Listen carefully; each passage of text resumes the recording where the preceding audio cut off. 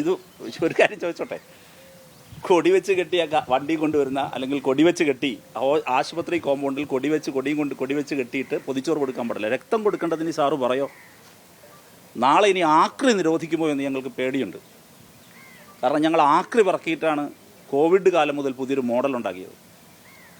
ഞങ്ങളെ ആക്രി പറക്കി 12 കോടി രൂപയാണ്, 11 കോടി രൂപ എറൗണ്ട് കേരളത്തിൽ DYFI ആക്രി പറക്കിയിട്ട് ചെയ്തു.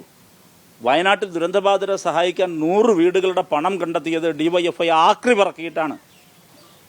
ഇനി ആക്രി കെ മുരളീധരൻ ആൻഡ് കമ്പനി നിരോധിക്കുമോ എന്ന് ഞങ്ങൾക്ക് പേടിയുണ്ട്. അല്ല, ഞാൻ ആ പറഞ്ഞതിനെ അങ്ങനെ വ്യക്തിപരമായിട്ടല്ല എടുക്കേണ്ടത്.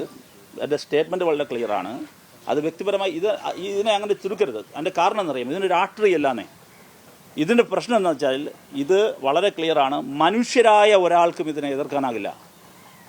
മനുഷ്യരായ ഒരാൾക്കും ഇതിനെ എതിർക്കുന്നവരുടെ മാനസിക നില പരിശോധിക്കണം. ഇതാണ് എൻ്റെ സ്റ്റേറ്റ്മെൻറ്റ്. അതിനെ വ്യക്തിപരമായി കാണണ്ട.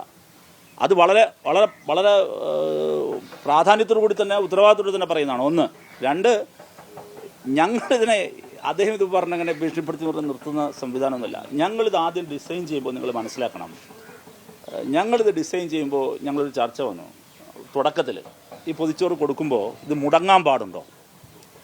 അതിന് ഞങ്ങളെടുത്തൊരു റെഫറൻസ് ഉണ്ടെന്നറിയാം.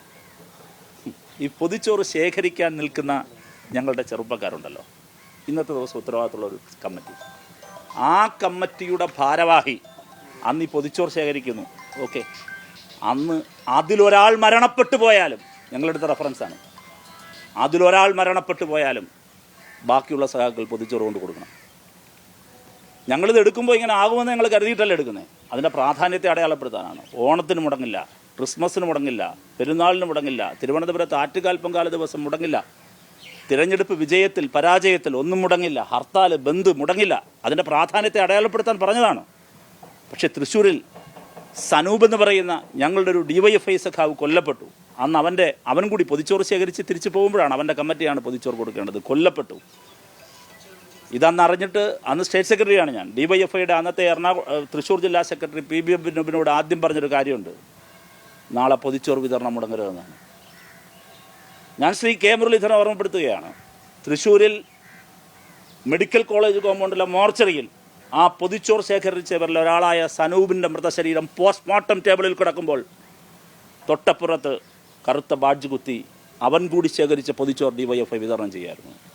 ആ DYFIയെ കെ മുരളീധരൻ്റെ ഈ സുന്ദര മുഖത്തിൽ നിന്നുകൊണ്ട് എന്തെങ്കിലും പറഞ്ഞാൽ അതങ്ങ് വെച്ച് ഞങ്ങൾ പിന്മാറിപ്പോകുമെന്ന് കരുതിയേക്കരുത്.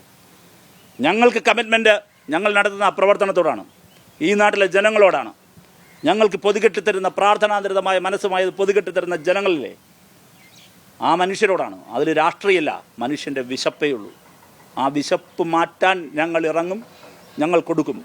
ഇത് ഇങ്ങനെയാണ് ഞങ്ങളതിനെ കൈകാര്യം. അതുകൊണ്ട് ദയവായി ഇതിൽ രാഷ്ട്രീയം കാണരുത്. രാഷ്ട്രീയം കണ്ട് ഇതിന്മേൽ മസിൽ പിടിക്കാൻ വരരുത്. അങ്ങനെ വന്നാൽ നിങ്ങൾ തോറ്റുപോയുള്ളൂ.